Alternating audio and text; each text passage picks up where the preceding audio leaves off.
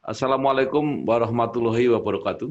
Bersama saya Bambang Sadono dari channel Inspirasi untuk Bangsa. Mudah-mudahan melalui channel ini kita bisa mendiskusikan masalah-masalah yang aktual secara jernih, berimbang, dan arif. Saya sudah bersama dengan Pak Ristadi.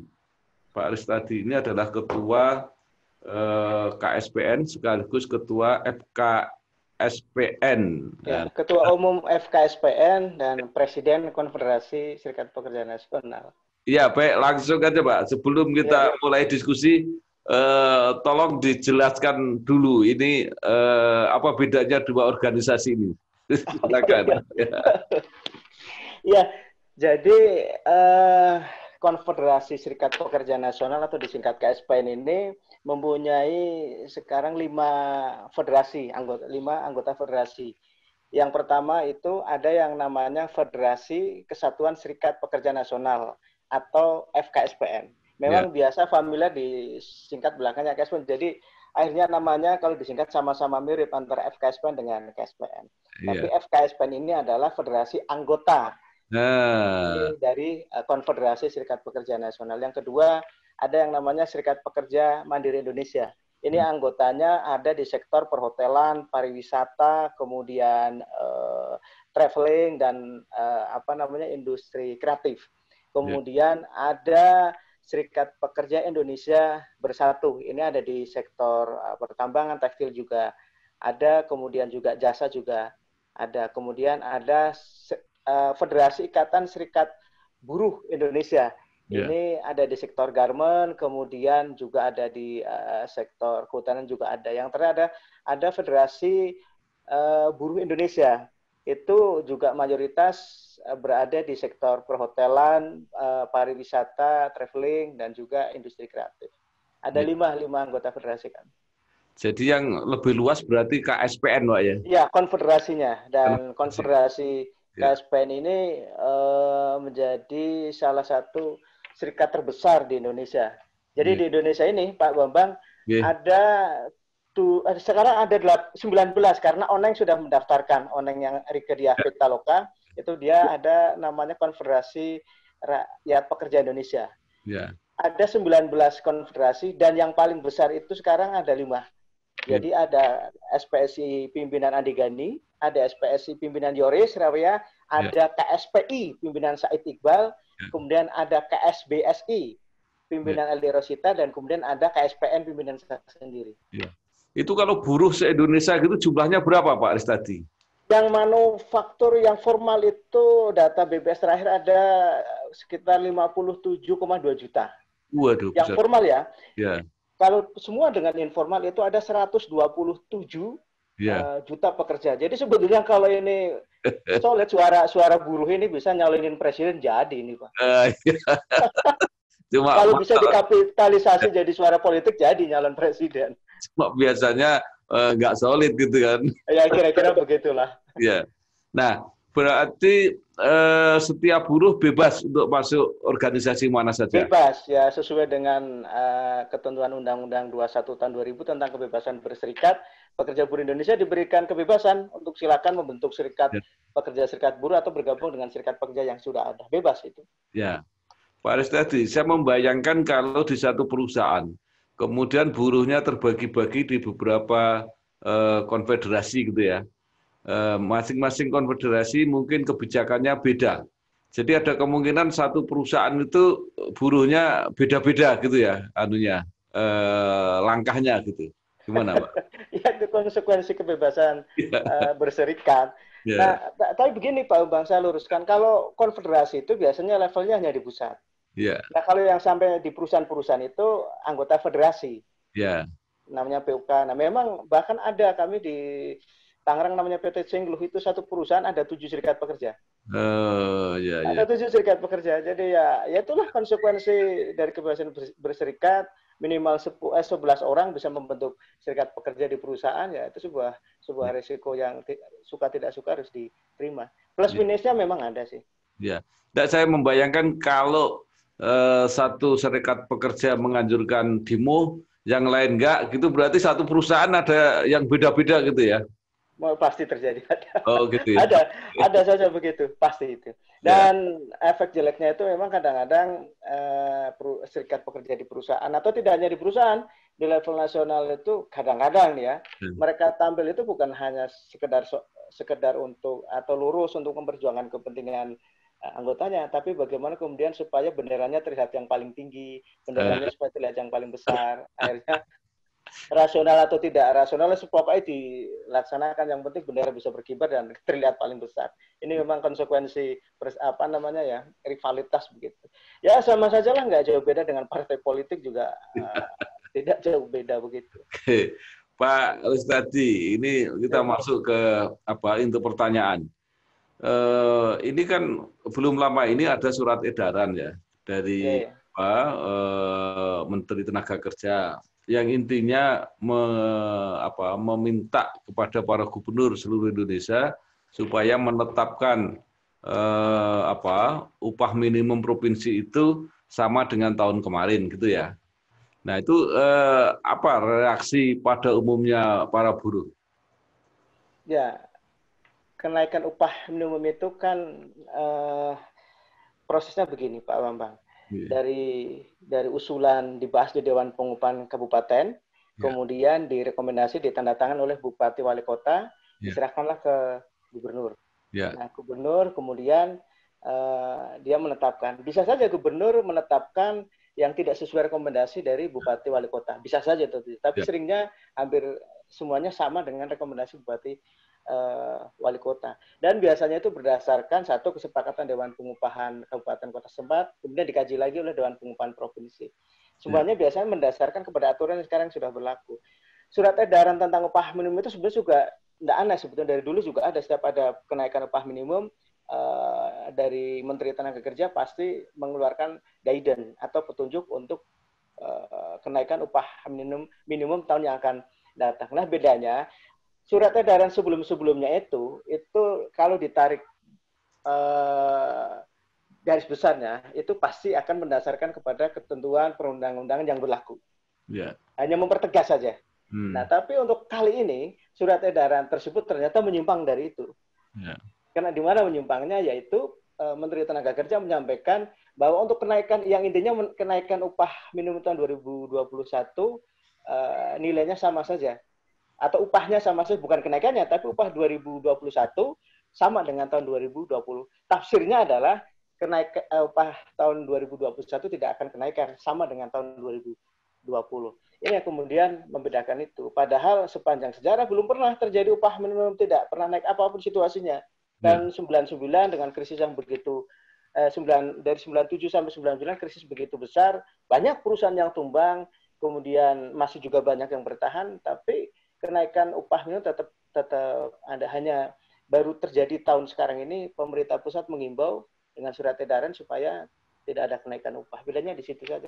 Tentu ini akan terjadi reaksi yang luar biasa, karena upah ini kan sesuatu yang diarep-arep begitu ya oleh pekerja, tiap tahun naik. Dan ini menjadi salah satu hak yang fundamental untuk bisa bagaimana mendongkrak pendapatan pekerja tiap tahun bisa naik. Karena tiap tahun harga-harga itu tidak bisa dielakkan, besar atau kecil pasti ada kenaikan, terutama yang masih ngontrak loh Pak Bambang. Tiap tahun itu naik, apalagi kalau ada sekarang banyak teman buruh yang berkeluarga, kemudian anaknya sekolah, dulu daftar 500.000, tahun yang akan datang naik jadi 1 juta. Ya, yang begitu-begitu kan sudah tidak bisa dihindari. Padahal kenaikan upah itu kemudian menjadi salah satu solusi untuk bisa menutupi itu. Nah, ketika kemudian ada pemerintah memberikan edaran mengunci supaya upah tidak naik, tentu terjadi reaksi yang luar biasa. Ya, Pak Aris tadi, ini kan waktunya sudah mepet ya. Gubernur harus mengumumkan tanggal 31 Oktober. Kalau cerita Pak Ristadi tadi itu keputusan diambil berjenjang dari usulan Bupati Wali Kota, berarti kan proses Bupati Wali Kota ini sudah selesai berarti. Ya, sekarang ini proses di kabupaten kota sudah berjalan, itu sudah rutinitas tahunan itu sudah berjalan. Teman-teman banyak yang sudah melakukan survei, kemudian melakukan negosiasi atau perundingan di Dewan Pengupahan Kabupaten Kota, itu sekarang sudah berjalan. Ya. Jadi, kalau tidak ada. sepengetahuan Pak Aris tadi, atau mungkin laporan-laporan dari daerah-daerah, bagaimana usulan bupati wali kota itu rata-rata apakah naik, apakah tetap gitu, kira-kira gimana? Belum, belum ada. Yang saya sudah dapat gambaran itu teman-teman serikat pekerja minta naik ya minimal kalau saya yang masuk laporan kami ke DPP itu minimal berkisar di antara 10%-an. Ya. Kemudian namanya juga usulan ya, namanya juga usulan. Kemudian dari pihak Apindo meminta untuk tidak ada kenaikan. Tapi rekomendasi dari Bupati Wali Kota saya belum mendapatkan informasi sampai hari ini. Karena memang biasanya deadline-nya terakhir biasanya begini, Pak. Ya.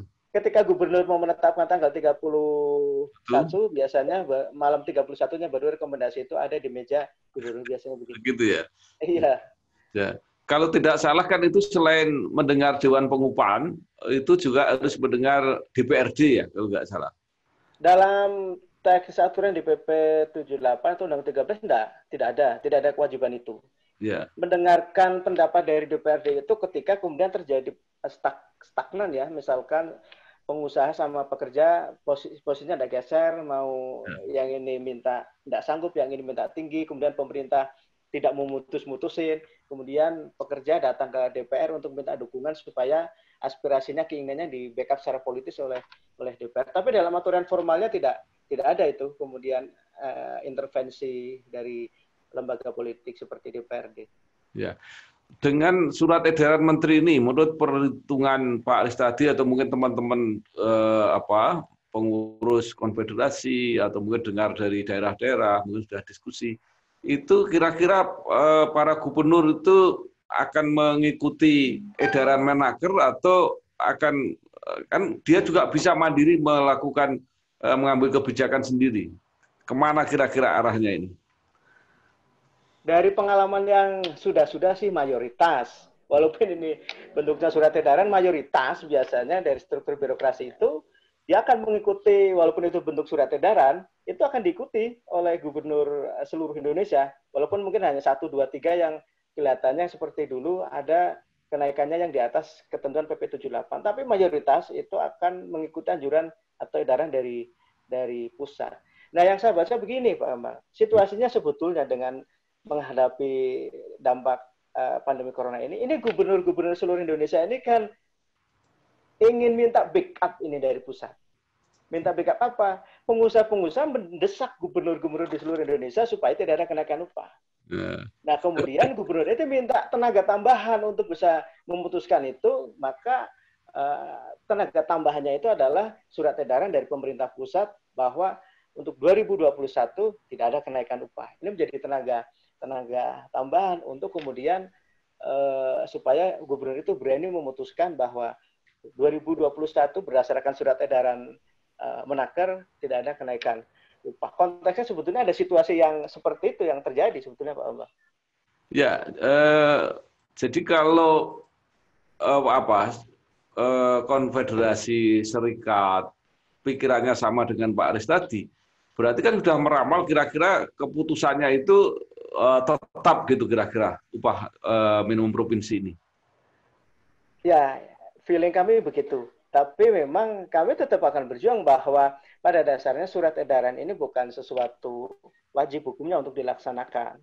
Nah, tapi kan saya tadi bicara bahwa kebiasaan, biasanya itu gubernur itu akan mengikuti surat edaran dari pusat, apalagi kemudian didorong juga oleh pengusaha, memang keinginannya begitu. Maka tentu gubernur akan mengikuti surat edaran itu. Jadi kalau kira-kira apa ya reaksi atau respon organisasi buruh itu pasti akan disampaikan setelah 31 Oktober kalau begitu. Ya, kita akan lihat apa keputusan gubernur. Tapi sebelum itu kami sudah menyuarakan suara-suaranya soal surat edaran Menteri Tenaga Kerja ini. Nah, begini, Bang, surat edaran Menteri ini saya ibaratkan ini pemerintah pusat sedang menyiramkan minyak tanah ke bara api yang belum padam. Oh. Ya kan, sekarang ini bara api soal penolakan Omnibus Law Cipta Kerja ini belum padam. Ya. Tapi kemudian ditambah lagi soal ada edaran kenaikan upah tidak akan naik.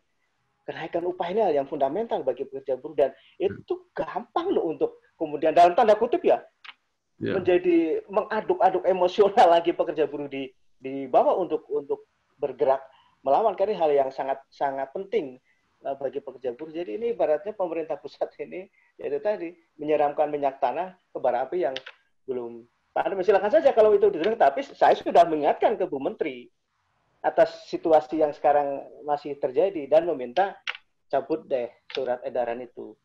Toh juga dan biarkanlah kemudian daerah-daerah itu melakukan perundingan, melakukan negosiasi untuk kenaikan upah tahun 2021. Kalau misalnya harusnya kemudian terjadi tidak ada kenaikan upah, biarkan daerah itu yang memutuskan, karena mereka yang lebih tahu. Kan kita semua menyadari bahwa tidak semua perusahaan itu mampu melaksanakan upah minimum. Tapi juga tidak semua perusahaan tidak mampu. Artinya begini, ada perusahaan yang mampu, ada yang tidak mampu. Ada daerah yang mampu, ada yang tidak.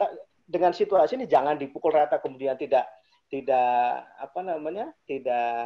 naik. Saya pun juga termasuk orang yang tidak setuju kalau dalam situasi ini kenaikan upah minimum dipukul rata. Misalkan saya meminta pokoknya kenaikan upah minimum ini sebagai Presiden Konfederasi umpamanya ya, saya minta minimal 10%. Saya tidak bisa begitu. Karena kemampuan daerah-daerah, kemampuan pengusaha-pengusaha itu juga kan kemampuannya masing-masing.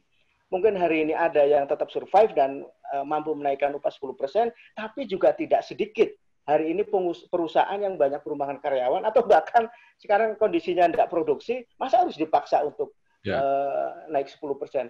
Walaupun memang ada slot ketika tidak mampu melaksanakan upah minimum, ada slot untuk mengajukan penangguhan upah minimum. Cuman proses ini kadang-kadang kan jarang ditebus oleh pengusaha. Ketika ada pengusaha yang tidak mampu, mereka biasanya cuek-cuek saja.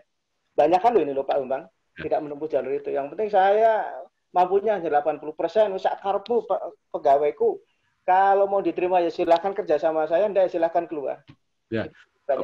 Pak Resdadi, itu di satu provinsi pun atau di satu kabupaten pun itu kan tidak mungkin disamakan.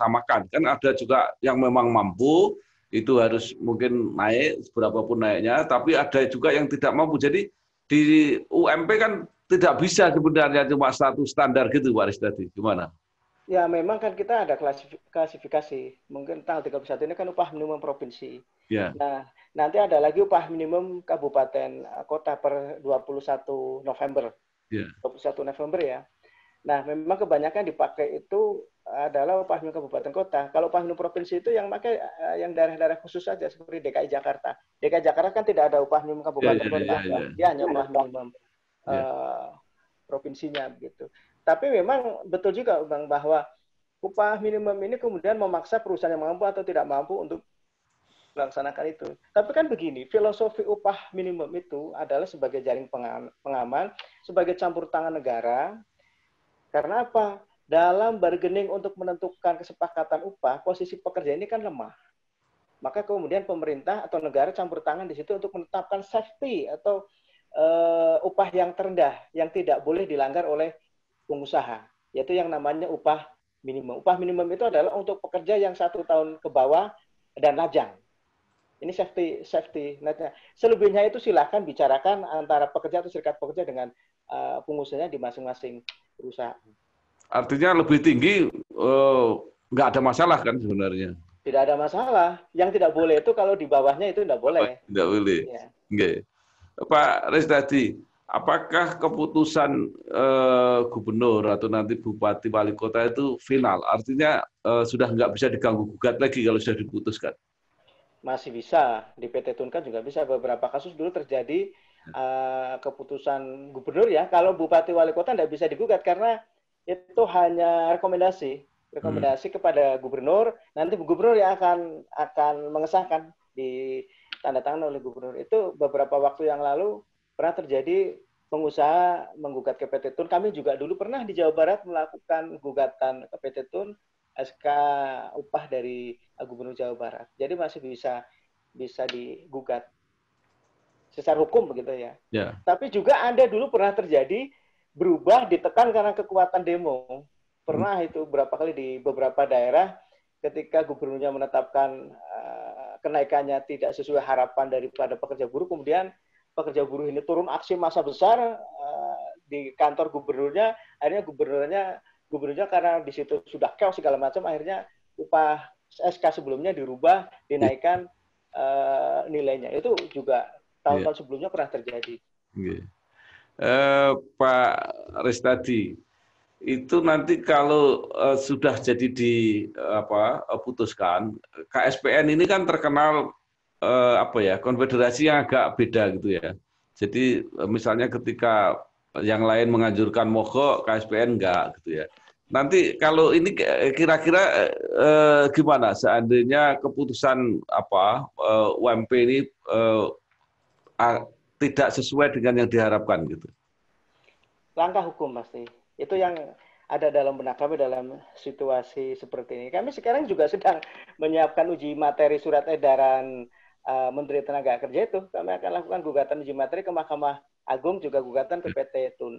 Nanti kira-kira mana yang efektif. Di samping, saya juga sudah sampaikan ke Bu Menteri Tenaga Kerja dengan berbagai pertimbangan ABCD, please lah situasinya belum kondusif dan kelihatannya lebih baik dicabut surat edaran tersebut daripada kemudian saya paham harapan pengusaha itu situasi sedang sulit kemudian minta ada backup dari pemerintah supaya upah tidak naik.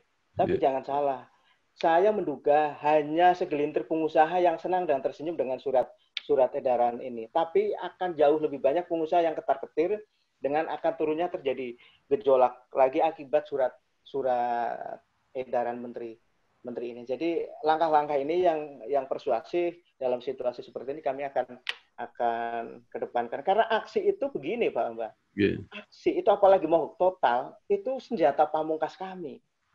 Kalau kemudian sedikit-sedikit kami ngancam aksi, sedikit-sedikit kami mau ngancam mogok total, maka pemerintah pengusaha nggak akan takut. Ketika kami menyiarkan itu, gampangnya begini. Kalau saya oleh Pak Bambang disebut misalkan perangainya orang sebagai pemarah, maka ketika saya marah ke Pak Bambang paling begitu, biasa aja, itu mah biasa marah begitu. Tapi kalau orangnya cool, kalau Pak Bambang kenalnya itu, tapi tiba-tiba kemudian marah, reaksioner, Pak Bambang pasti akan berpikir, akan kaget, ini pasti ada sesuatu yang luar biasa dan ini tidak main-main. Inilah sebetulnya yang ingin kami tampilkan, bahwa aksi memang sebagai bagian dari perjuangan, betul. Tapi aksi bagi kami adalah senjata pamungkas dan bukan sesuatu hal yang murahan untuk kemudian kali-kali sebentar-sebentar kita ngancam aksi. Kita kan masih punya otak, masih punya suara untuk menyampaikan argumentasi ilmiah kami kepada pemerintah, kepada pengusaha untuk memperjuangkan kepentingan pekerja. Jadi prinsip perjuangan kami seperti itu, Pak Mbak. Baik, Pak Restadi, mudah-mudahan perjuangannya berhasil ya, karena KSPN menempuh cara-cara yang mungkin lebih nyaman lah gitu ya, untuk baik dengan pengusaha maupun dengan pemerintah, dengan kalangan buruh sendiri. Yang penting bisa mencari solusi gitu ya. Solusi, kira-kira begitu. Dan kami juga kalau mengerahkan anggota dalam jumlah yang besar, apalagi mogok total begitu, Pak Bang, yang akan menerima akibat pertama kali adalah anggota kami yang di bawah.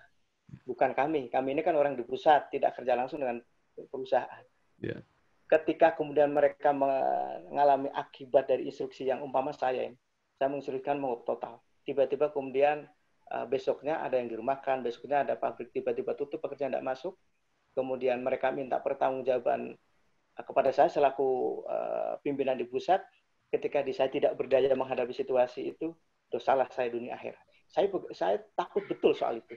Karena juga mereka selain berjuang, tapi mereka juga punya anak istri yang juga harus dihidupi setiap hari. Saya pernah menyampaikan mau mengajak, sebetulnya mogok nasional pernah saya serukan, Pak Bambang, jangan salah. Tapi ketika banyak yang kemudian menyampaikan, ini anggota ya dari perusahaan, Pak Riz, kalau kami lakukan itu tiba-tiba kemudian perusahaan kami besok itu kemudian tutup atau kami dirumahkan dan kami tidak membayar upah, apa jaminan dari Pak Riz tadi? Saya tertegun, saya tidak bisa jawab apa-apa. Saya paham yang mereka inginkan adalah apa jaminan kehidupan keluarga mereka ketika kemudian mereka mengalami itu. Saya tidak bisa jawab itu. Ketika itu tidak bisa saya penuhi, yang ada adalah doa-doa kejelekan dari mereka. Itu yang saya betul-betul saya takutkan. Gitu. Pak, itu di akhirat, betul. Ya, Pak Lestadi, Presiden Konfederasi Serikat Pekerja Nasional. Mudah-mudahan ada jalan keluar dan para gubernur selama juga bisa ya selama kita duduk di meja, kita berunding dengan pikiran jernih, akal sehat, jalan keluar pasti ada. Insya Allah pasti ada. Ya, baik. Terima kasih. Mudah-mudahan lancar perjuangannya dan amin, para buruh tidak dirugikan, pengusaha juga jalan, pemerintah mengerti. Ya, sukses Pak Lestadi. Matur nuwun. Wassalamualaikum warahmatullahi wabarakatuh. Waalaikumsalam warahmatullahi wabarakatuh.